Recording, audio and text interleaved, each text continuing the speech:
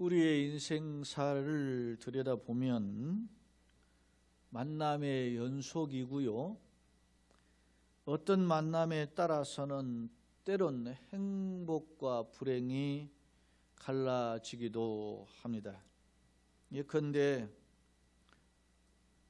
어떤 부모님을 만났느냐, 혹은 어떤 자녀를 만났느냐, 어떤 남편을 만나고 어떤 아내를 만났느냐, 매우 중요하게 생각합니다.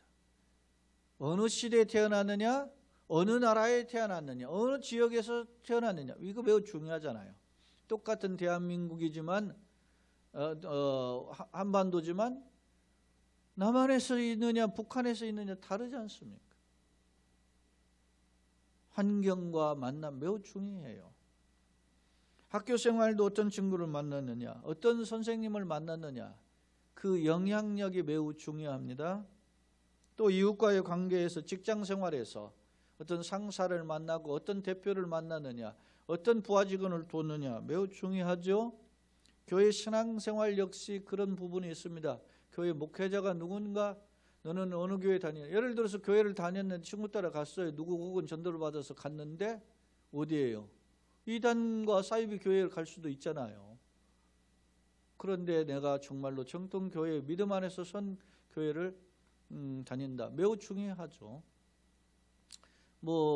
경상북도 상중가에서 BTS인가 BTJ인가 열방센터에서 확진자가 발생했는데 그 집회에 2,500명이 모였다 그러잖아요. 그게 알고 보니까 인터콥이에요. 인터콥이 한국 교회에서 좀 경계하는 것이에요. 물론 건전한 부분도 있지만 이게 선교를 중심으로 하고 신사도 운동하고 이런 소위 말하면 백투 예루살렘 운동하고 이렇게 해가지고 한국 교회에 소위 위험성의 신호를 가지고 경계했던 단체가 인터컵인데, 최근에는 그 인터컵에서 모여서 이렇게 했어요. 이단으로까지는 아직 정제되진 않았지만 그런 위험성을 가지고 있는 곳이에요.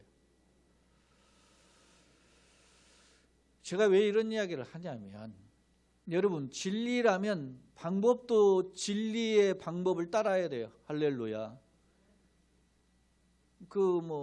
그랬다잖아요. 핸드폰 다 끄고 여기가 어딘지 오는 이동하는 거 숨기고 와라면 그렇게 했다는 거예요.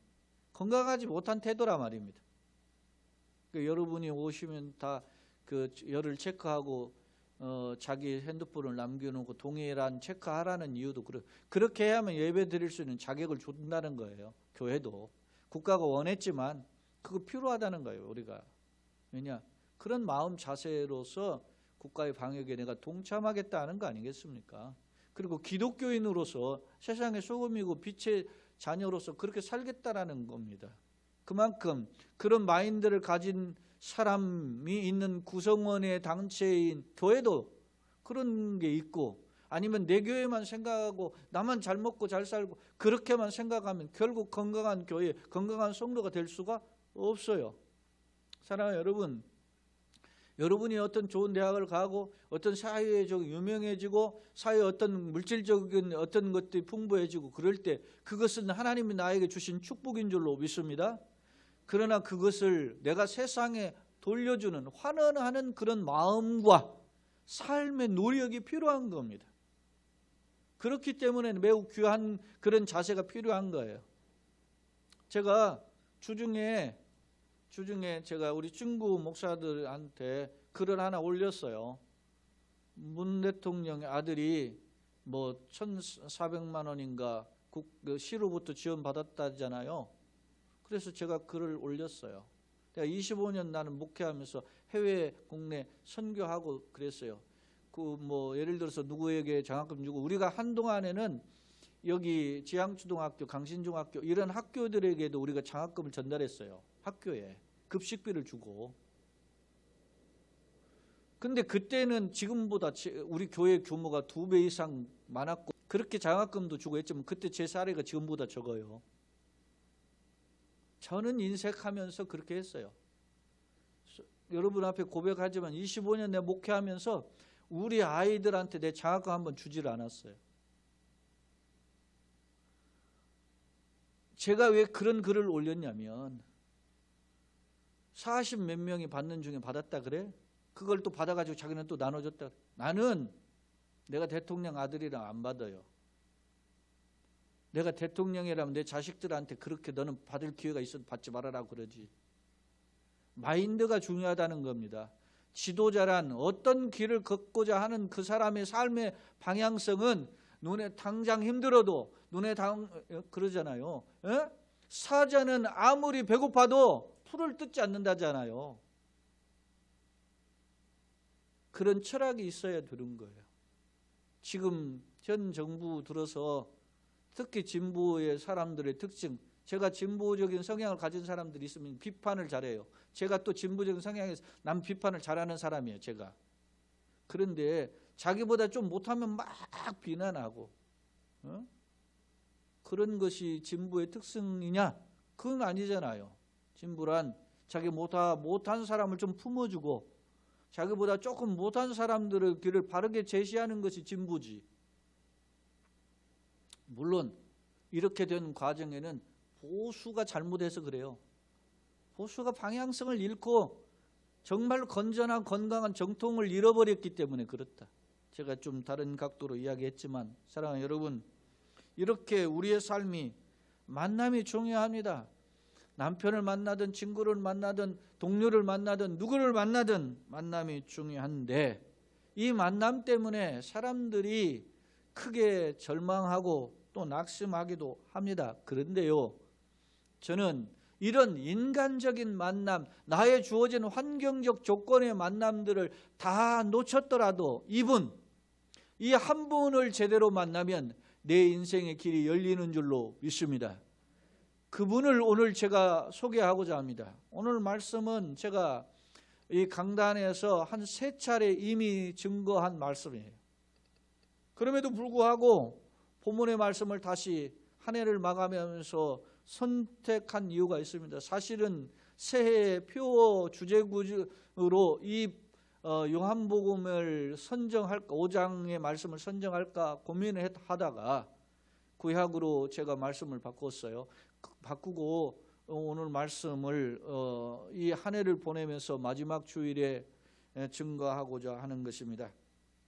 사랑하는 여러분, 여러분은 과연 어떤 만남 속에서 살고 계십니까? 여러분은 누군가를 만나고 자신의 삶을 정말로 행복하다고 생각하고 계십니까? 오늘 우리의 인생의 대부분이 어떤 면에서 역경과 절망 속에서 보내고 있는 분도 꼭 있고 특히 올 한 해는 어려움 속에서 보내고 있는데 오늘 말씀을 통해서 예수님을 만나고 예수님을 체험하심으로 우리의 마음이 달라지고 생각이 달라지고 우리의 길이 달라지고 우리의 길이 주님이 이끄시는 길로 열리기를 예수님의 이름으로 축원합니다. 오늘 요한복음 5장 1절로 9절의 말씀은 38년 된 병자의 이야기를 소개하고 있습니다. 1절로 5절의 내용을 간략하게 요약해 보면 유대인의 명절이 되었다. 그래서 예수님이 예루살렘에 올라가셨는데 2절에 예루살렘에 있는 양문 곁에 히브리 말로 베데스라는 연못이 있었다 그래요. 이스라엘 예루살렘을 향한 통과하는 문들이 여러 문이 있는데 그 중에 북동쪽 성전 쪽을 향하는 북동쪽에 양문이 있는데 이곳에 양이 출입을 자주 했어요. 왜냐하면 성전에 제사하려고 양을 가져오는데 그 가져오는 양들이 출입하는 문을 혹은 양문이다 이렇게 정리했는데 거기 옆에 베데스다라고는 못이 있었다 그랬어요. 연못이에요. 이 베데스라는 뜻이 자비의 집 그런 뜻이에요. 그러니까 자비의 집이라고는 연못이 있었는데 거기 연못 근처에 행각 5이 있고 그 안에는 많은 병자, 맹인, 다리 저는 사람, 혈기 마른 자 사람들이 누워 있었다. 성경은 기록하고 있습니다. 바로 이런 사람들 중에 사랑하는 여러분 보세요. 연못 가운데 행각이 5개가 있는데 거기에 모든 많은 병자가 있었다니까 꽤 많은 병자들이 거기에 모였어요. 왜 모였습니까? 여기 3절 4절의 내용을 읽어보면 그 안에 많은 병자, 맹인, 다리 저는 사람, 혈기 마른 사람들이 누워 물의 움직임을 기다리니 이는 천사가 가끔 못에 내려와 물을 움직이게 하는데 움직인 후에 먼저 들어가는 자는 어떤 병에 걸렸든지 낫게 되미러라, 그렇게 소개하고 있어요. 그러니까 행각 5에 모인 사람들은 어떻게 해요? 병을 낫기를 소망하는 사람들이 모인 그룹이라는 것을 알 수 있습니다. 그 중에 한 사람이 있는데 5절에 거기 38회 병든 자, 38회를 앓는 병자가 있었다라는 것입니다. 여러분, 사랑하는 여러분, 38배는 적지 않은 나이입니다. 인생의 대부분의 시간을 그의 병으로서 고통당하는 한 영혼을 소개하고 있습니다. 6절에 보면 예수께서 그 누운 것을 보시고 병이 벌써 오랜 줄을 아셨다라고 표현하고 있잖아요. 그렇습니다. 바로 이 사람을 예수님이 찾아가셨습니다. 물론 오늘 본문의 내용을 종합해 보면 우리 9절까지 읽었지만 그 뒤까지 계속되는데요. 내용을 정리해 보면 예수님은 이 38년 된 불치병 환자를 치료해 주셨음을 알 수 있습니다. 그런데 물론 결과론적으로는 이를 치료해 주셨음이 분명하지만 예수님이 그를 처음 만났을 때 그가 병이 벌써 오랜 줄 아시고 그에게 질문합니다. 뭐라고 질문합니까? 6절 하반절에 보니까 이르시되 네가 낫고자 하느냐라고 물어봅니다. 사랑하는 여러분, 38년 된 병자가 그 행각에 모여 있을 때는 어떤 생각입니까? 모든 병자가 다 낫고자 하고 특히 더더욱 38년 된 병자는 오매불망 자기 병이 치료되고 회복되는 것이 소원이었을 것입니다. 오늘 한국 사람들에게 물어보십시오. 코로나가 이대로 되기를 원하는 사람은 한 사람도 없을 것입니다. 예? 코로나가 빨리 치료되고 회복되기를 원합니다라는 것이 소망일 것입니다. 혹자는 그렇게 이야기합니다. 어느 정권이 연장을 하기 위해서 코로나가 길게 가기를 원한다. 아무리 그러겠어요? 예? 아무리 그래도 그렇지. 국민들 한 사람 한 사람이 고통당하고 있는데 어느 못된 정부의 지도자가 그런 코로나가 계속되기를 원하겠어요? 설령 그런 마음 품었더라도 그 생각을 버리는 일이 있기를 예수님의 이름으로 축원합니다. 그렇습니다. 여러분요, 간절한 마음에 오매불망 코로나가 하루속히 떠나가기를 원하는 거예요. 그래서 마음 놓고 호흡도 하고 들로 산으로 한번 돌아다녀보고 동네 한 바퀴도 돌고 싶어요. 저도 저희 가족이 한번 동네 한 바퀴 다니자고 몇 번 해도 제가 안 나가요. 만나는 것 자체가 사람하고 이렇게 내가 자체가 또 가다가 마스크를 써야 되고 이러는 거잖아요. 지금은 또 실외에서도 마스크 쓰라고 하니까 더더욱 못 나가. 이런 상황에 사랑하는 여러분, 이 38년 된 병자는 오직 했겠습니까? 평생을 고통당하면서 자기의 질병이 치료되기를 소망했던 사람입니다. 그런데 그 사람에게 예수님이 물어보는데 뭐라고 물어요? 네가 낫고자 하느냐? 그럼 도대체 그게 말이요 막걸리요? 그렇게 대답할 수 있을 거 아닙니까? 그런데 예수님이 그 사람이 벌써 오랜 줄 아심에도 불구하고 왜 낫고자 하느냐고 물으셨을까요?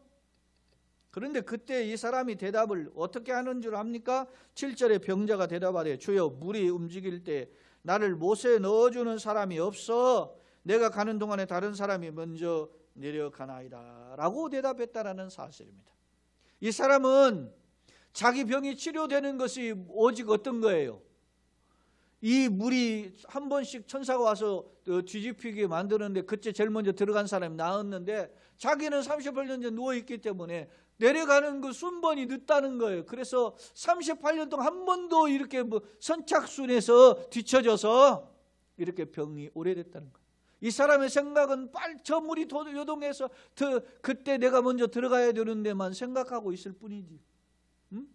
그러니까 잠도 제대로 못할 거야. 밤에 일어나면 제일 먼저 들어가야 된다는 생각. 막 이런 여러 가지 생각이 있었지 않겠습니까? 바로 이러할 때에 사랑하는 여러분, 지금 이 사람들이 다 어디에 있습니까? 베데스라라고 하는 행각, 자비의 집의 옆에 있는 행각에 모여 있다 말입니다. 베데스다가 어떤 곳입니까? 자비의 집이에요. 자비의 집에 근처에 있는데 자비를 느끼지는 못하는 사람이라. 자, 여러분, 많은 사람들이 예수를 믿는 사람들을 향해서 손가락질합니다. 어떤 댓글에 보니까 교회가 지금 1년 가까이 예배를 못 드리고 있고 그것도 일주일에 1시간밖에 못 한다. 그러니까 거기에 댓글이 뭐라고 썼는지 그 사람의 댓글에 수없이 많은 사람이 붙었는데 그 1시간도 안 드렸으면 좋겠다 그러는 거야. 지금 교회가 계속 나오니까. 자, 여러분, 오늘 우리가 이러한 절망적인 상황에 있습니다. 그때 주님이 우리에게 묻습니다. 무엇하여 주기를 원하느냐?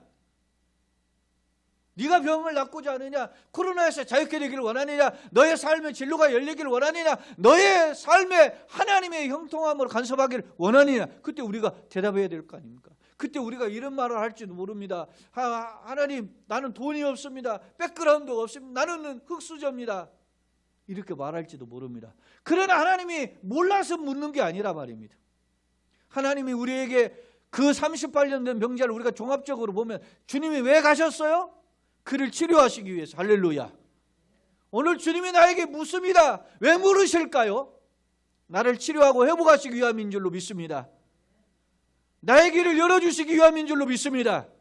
그런데 이 사람은 지금 답변이 뭡니까?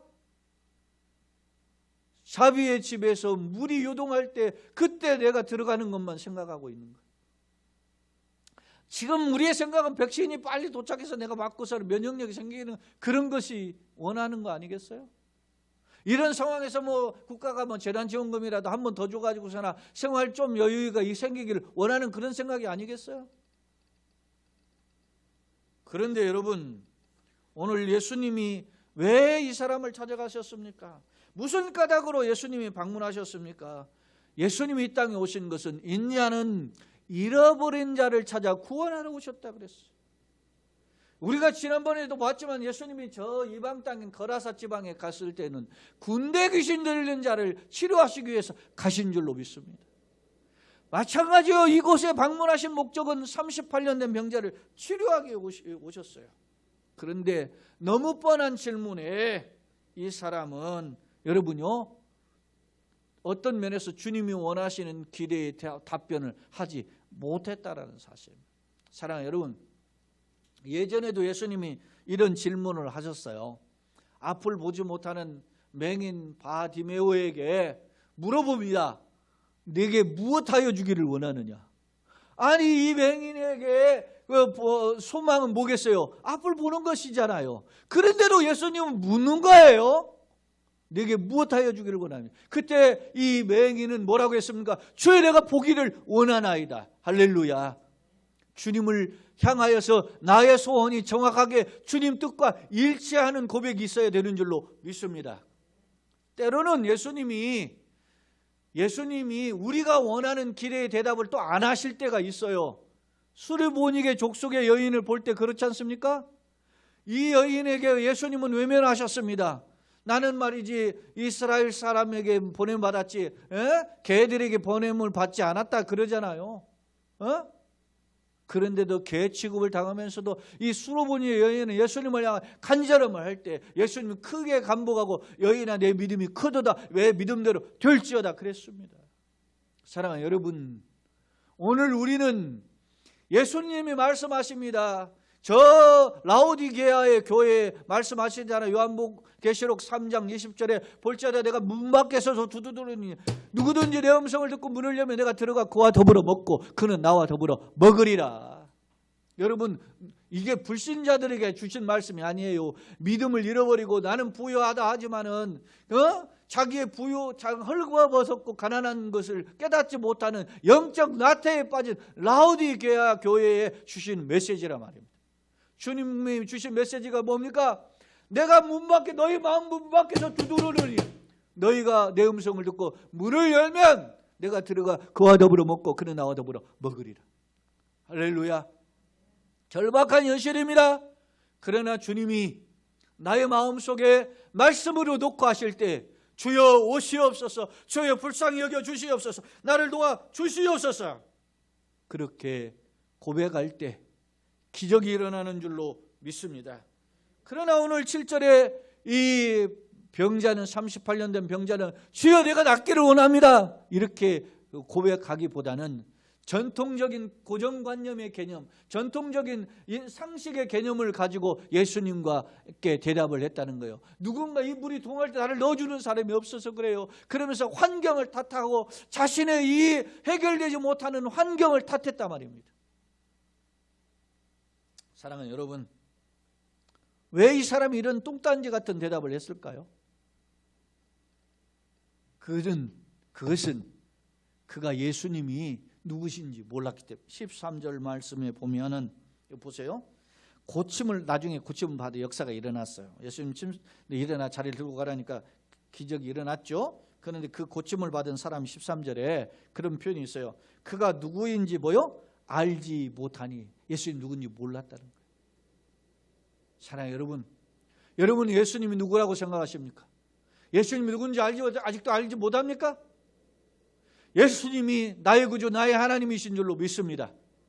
저 옛날 베드로는 여러분요, 예수님과 함께 공생의 사역을 할 때 예수님이 이제 바다를 걸어 오실 때 다른 제자들이 귀신이다 유령이다 할 때 예수님이라는 사실을 알게 되었잖아요.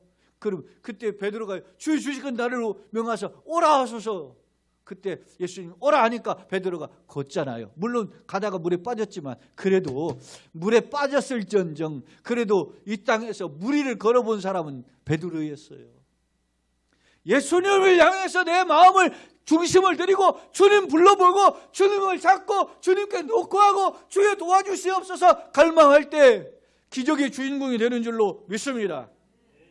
사랑하는 여러분, 올 한 해를 보내고 있는 시점에 있습니다.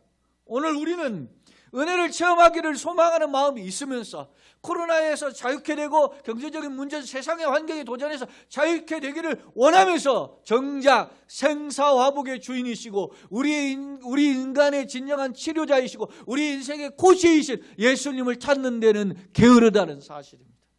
예수님 혹자는 아예 예수님이 누군지 알지 못하는 상황에 있다는 말입니다. 교회 예배당을 밟을 뿐이지 마당만 밟고 돌아갈 뿐이지 예수님과는 아무런 관계없이 상관없이 사는 사람이 이 땅엔 절비하다 말입니다.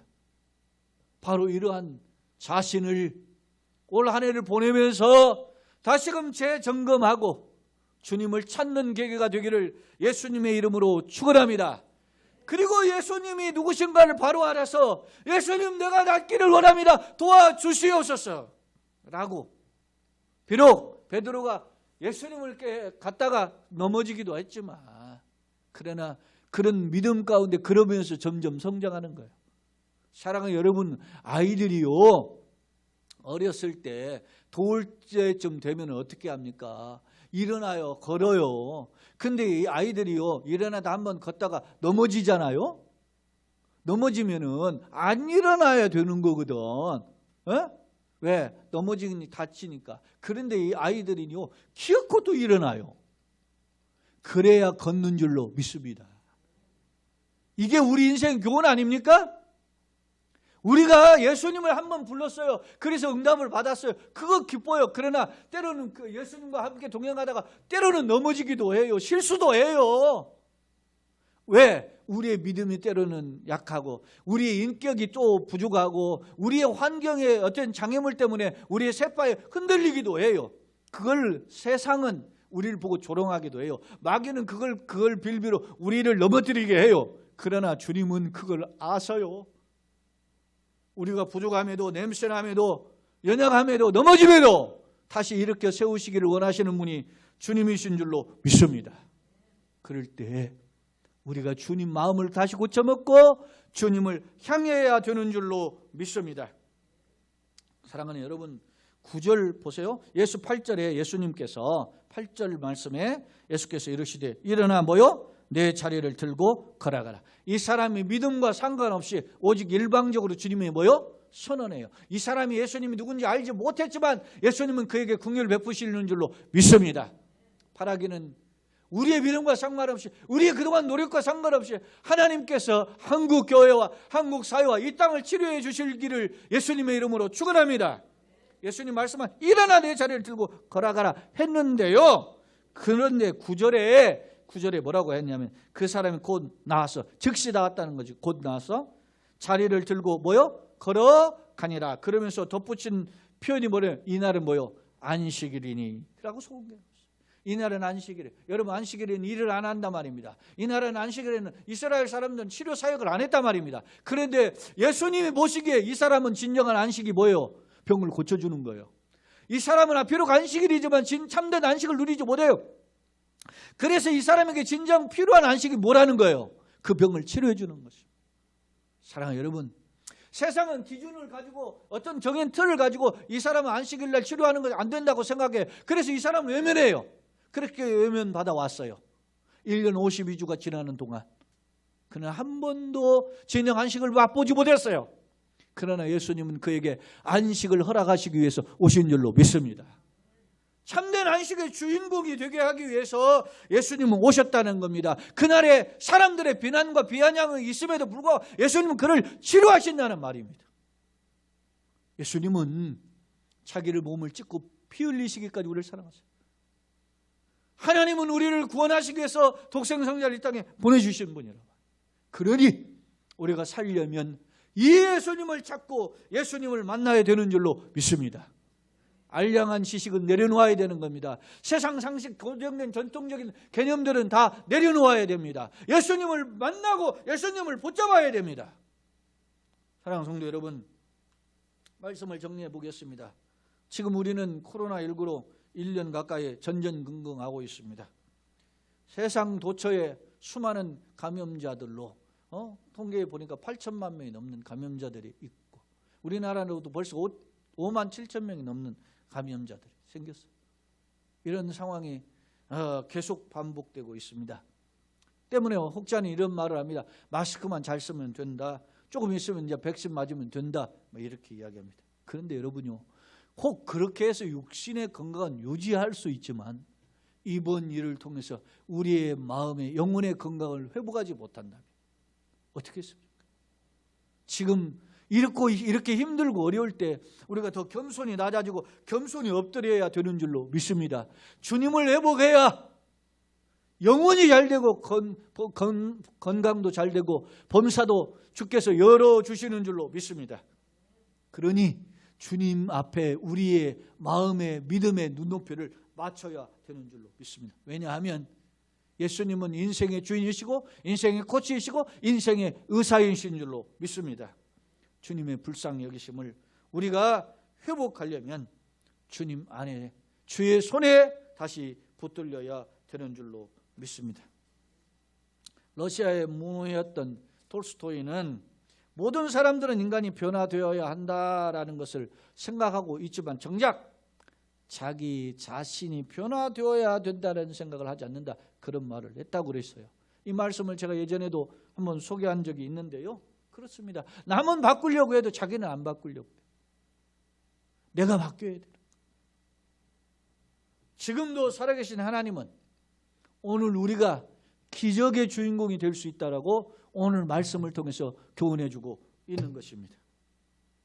중국 선교의 아버지라고 내지 선교사로 알려졌던 허드슨 테일러가 있죠. 이 허드슨 테일러가 이런 말을 했어요. 하나님을 위하여 시도되는 모든 위대한 일에는 언제나 세 단어가 존재한다, 그런 말을 했어요. 그 첫 번째 단어가 불가능함, 두 번째 단어가 어려움, 그런데 세 번째 단어가 성취이다라고 이야기했어요. 하나님 앞에서 우리가 살아갈 때, 어떤 일을 하려고 할 때 우리가 하는 일이 불가능하다는 것입니다. 우리가 하고자 하는 일이 어렵다는 것입니다. 그러나 하나님 앞에서 하기 때문에 하나님의 도우심을 구하기 때문에 결국에는 하나님이 합력하여 선을 이루시는 줄로 믿습니다. 그것이 바로 믿음의 눈이다.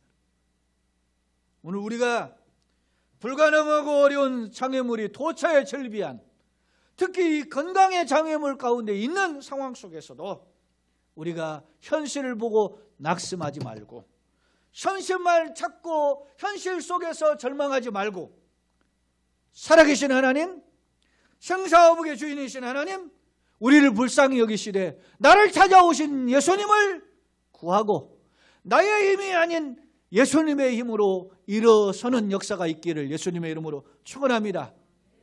오늘 요한복음 5장 8절에 일어나 내 자리를 들고 걸어가라고 하는 선포가 저와 여러분에 주어지는 하나님의 강력한 명령이요 선포가 되기를 예수님의 이름으로 축원합니다.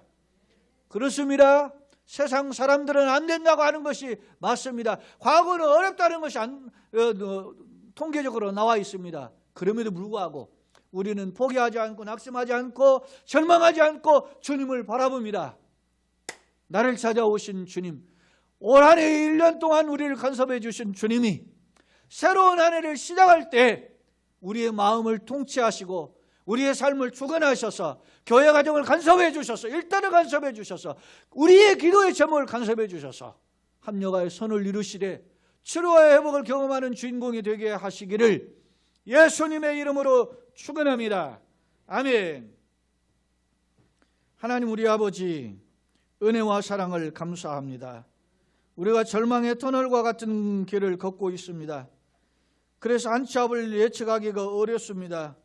갈수록 어려운 소식들이 계속되고 있습니다. 건강의 문제, 경제의 문제, 진로의 문제, 여러 가지 사방의 우겨쌈을 당하고 있습니다.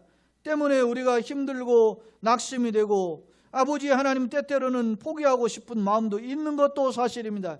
그러나 이러한 상황을 주님이 잘 아시고 병이 오랜 줄 아신 것처럼 우리의 상황을 아시고 주님이 찾아오신 줄로 믿습니다.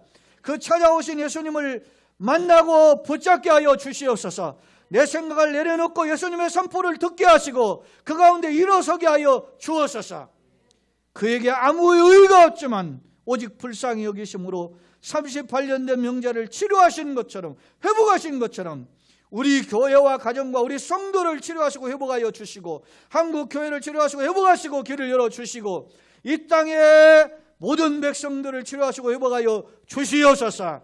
그런 불쌍히 여기신 주님의 만나는 우리 성도들이 되게 하시되 이제 새로운 2021년이 되게 하여 주옵소서.